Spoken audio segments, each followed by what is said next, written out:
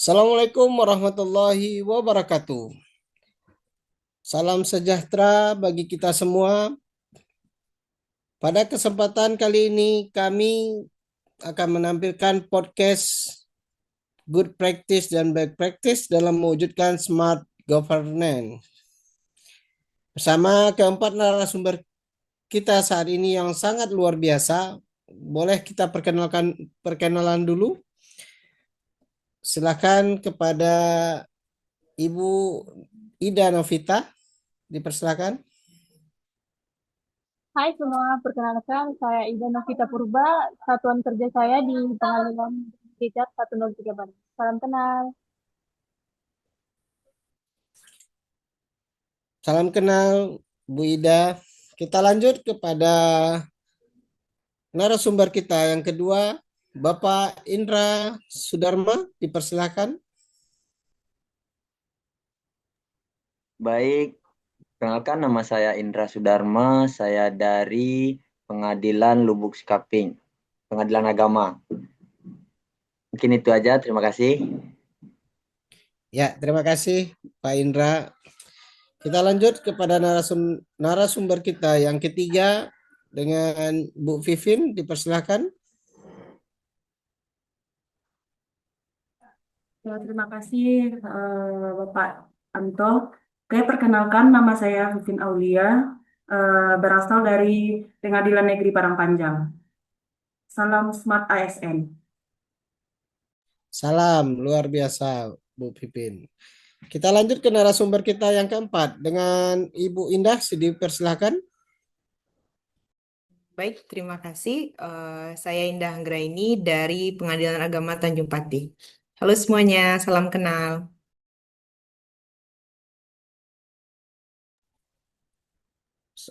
Terima kasih Bu Indah. Luar biasa narasumber kita yang sudah mau meluangkan waktu di sore hari ini untuk menyampaikan beberapa tanggapan tentang smart governance. Untuk pembahasan pertama, kita persilakan dulu dengan Ibu Ida Novitas untuk menyampaikan tanggapannya. Eh, Smart governance kan Bang langkah awal dari pemerintah mewujudkan pemerintahan yang lebih bagus dengan memanfaatkan teknologi untuk mewujudkan orientasi pelayanan publik yang cepat, transparan, dan profesional. Kalau untuk penerapannya di satuan kerja saya, kurang lebih sama-sama yang lain sepertinya penerapan yang paling jelas masih bisa dilihat pada bagian PTSP.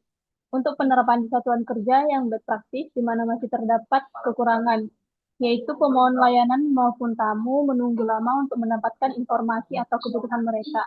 Itu terjadi karena kurangnya personil atau petugas piket satuan kerja saya, di mana petugasnya masih dijadwalkan secara bergantian. Sementara banyak tugas pokok yang menunggu di meja kerja masing-masing. Seharusnya untuk menghindari hal tersebut, dua petugas yang dijadwalkan harus standby dan aktif di meja PTSP tersebut. Dan mungkin untuk mengurangi layanan secara langsung, tamu bisa diarahkan menggunakan layanan online seperti SAIO atau WA otomatis maupun dari web.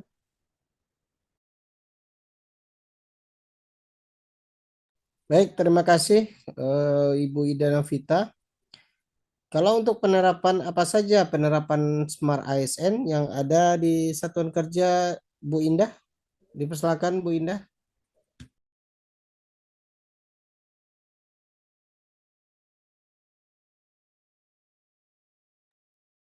Baik, terima kasih Pak. Di sini saya mengambil bagian digitalisasi layanan antrian PTSP, di mana ketika para pihak datang, nanti petugas PTSP itu langsung menanyakan keperluan pihak tersebut. Contohnya, pihak tersebut mengajukan gugatan cerai, berarti petugas langsung memilih di di loket layanan informasi. Kemudian langsung ngeprint nomor antriannya dan pihak menunggu di ruang tunggu. Seketika itu inputan dari petugas tersebut masuk ke komputer layanan informasi atau di Satker saya itu loket 1 ya. Kemudian petugas loket tersebut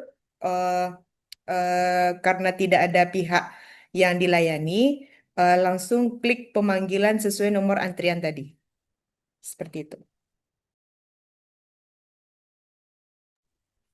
Oke. Eh, apa saja yang membuat penerapan itu berhasil di satuan kerjanya Bu Indah? Untuk keberhasilan ini kami memanfaatkan teknologi digital dan saling berkoordinasi, berkolaborasi antar petugas loket gitu Pak. Kemudian untuk input dari petugas tersebut itu kan diteruskan tuh langsung ke komputer loket sehingga pemanggilan bisa dilakukan tanpa ada kebingungan atau miskomunikasi. Kemudian untuk memperluas hal ini ke unit lain, itu dengan cara kami membuat SOP digitalisasi antrian. Dokumentasikan langkah-langkah penerapan sistemnya, mulai dari input, pemanggilan, hingga evaluasi. Seperti itu sih Pak yang kami buat SOP-nya. Baik, terima kasih Bu Indah. Kalau untuk di satuan kerja Bu Ida Novita, kita kembali lagi ke Bu Ida Novita. Seperti apa penerapannya smart governance di tempat Ibu?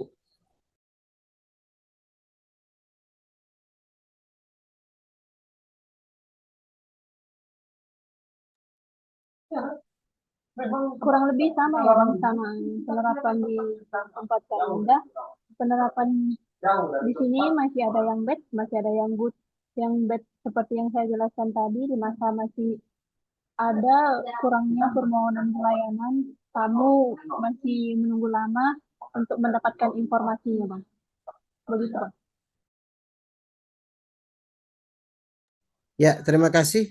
Semoga ada solusi terbaik ya untuk mengatasinya di Satker Bu Ida Novita dan Bu Indah. Kita beralih ke Bu Vivin. Apa saja kendala terhalangnya smart governance di Satkernya Bu Vivin? Dipersilakan. Ya, terima kasih Pak Anto. Smart governance di sini seharusnya kan membuat pengelolaan kan saya diletakkan diperbantukan di bidang kepegawaian. Ini membuat pengelolaan bidang kepegawaian itu lebih cepat, efisien dan transparan. Namun sayangnya masih ada di Satker saya sendiri yaitu di Pengadilan Negeri Parangpanjang yang belum menerapkan prinsip itu. Contoh sederhananya kan itu permintaan cuti yang masih dilakukan secara manual, yaitu meminta langsung ke bagian kepegawaian padahal di era digital sekarang ini pegawai seharusnya udah bisa menggunakan teknologi untuk meminta surat izin cuti tanpa harus pergi langsung ke tempat kepegawaian, tanpa harus menunggu tanda tangan fisik dari atasan. Bahkan terkadang eh, ada yang bolak-balik untuk mengecek apakah udah di ACC atau belum gitu. Gitu sih Bang. Pak. Baik, terima kasih pada Bu Vivin yang sangat luar biasa menyampaikannya kendala-kendala yang dihadapi di Satkernya. Kita beralih kepada eh, Pak Indra. Eh, apa saja yang masih ada bad practice di Satkernya Pak Indra? Kalau di satuan kerja saya masih ada bad practice dan juga ada yang goodnya. Untuk yang good, sebagian dari PTSP di satuan kerja sudah memastikan pelayanan diberikan kepada masyarakat sesuai standar yang berlaku. Pertama seperti bersikap hormat, sopan, dan santun, melayani tanpa pamrih, tanpa tekanan, dan tidak diskriminatif. Dua, responsif, cepat tanggap dalam menanggapi keluhan atau pertanyaan dari masyarakat. 3. Akuntabel dan transparan. Menyediakan informasi secara benar, akurat, dan tepat waktu, serta tidak memberikan keterangan palsu. Nah, kalau yang bad-nya ada 2. Pertama yaitu tidak profesional, yaitu seperti tidak menjalankan tugas secara profesional, seperti karaoke di jam kerja. Yang kedua yaitu seperti kasus ASN terpidana yang masih diusulkan untuk menduduki jabatan tinggi, merupakan contoh penyalahgunaan wewenang. Mungkin itu aja, Bang. Ya, terima kasih Pak Indra. Memang penerapan good practice dalam mewujudkan smart government ditandai dengan penggunaan teknologi informasi ya. Peningkatan kolaborasi antar unit kerja serta pelayanan publik yang transparan, akuntabel, dan efisien. Praktik ini mendorong terciptanya tata kelola pemerintahan yang modern dan berorientasi pada kepuasan masyarakat.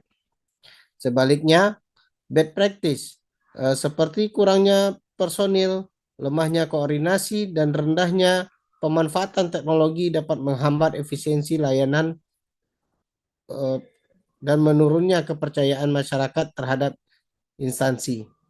Oleh karena itu, ASN perlu untuk berinovasi, berkolaborasi, menjaga integritas untuk mendukung terwujudnya good government yang berkelanjutan.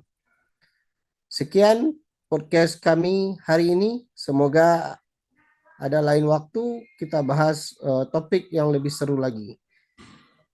Terima kasih kepada narasumber. Wabillahi taufiq wal hidayah. Assalamualaikum warahmatullahi wabarakatuh. Selamat Waalaikumsalam tidur semuanya. warahmatullahi wabarakatuh.